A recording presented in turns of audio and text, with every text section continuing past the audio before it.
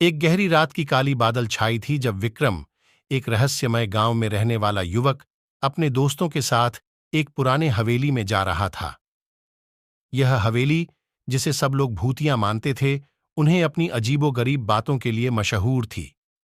यह किस्सा उस रात की है जब ये तीन दोस्त अपनी बहादुरी दिखाने के लिए उस हवेली की ओर बढ़े। वे सब जानते थे कि रात बहुत ही अजीब होने वाली है, लेकिन उनकी जिज्ञासा उन्हें वहां ले जाती रही। हवेली के दरवाजे तेजी से खुले और उन्हें वहां का आभास होता है कि यह कुछ अजीब सा जैसा है। अंधेरे में वे साइलेंट बर्डन के साथ उस हवेली के अंदर बढ़ते हैं। जैसे ही वे एक पुराने कमरे की ओर बढ़ते हैं, वहां से एक भयंकर आवाज सुनाई देती है।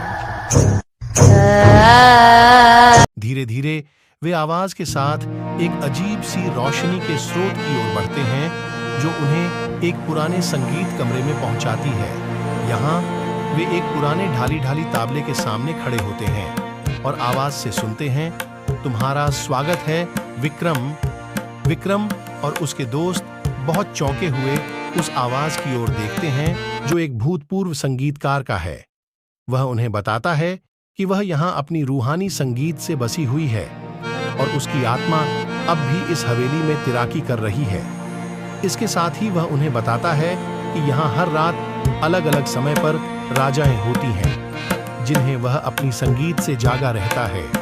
विक्रम और उसके दोस्त यह अजीबोगरीब संगीत का आनंद लेते हैं और उनका डर धीरे धीरे गायब होता है।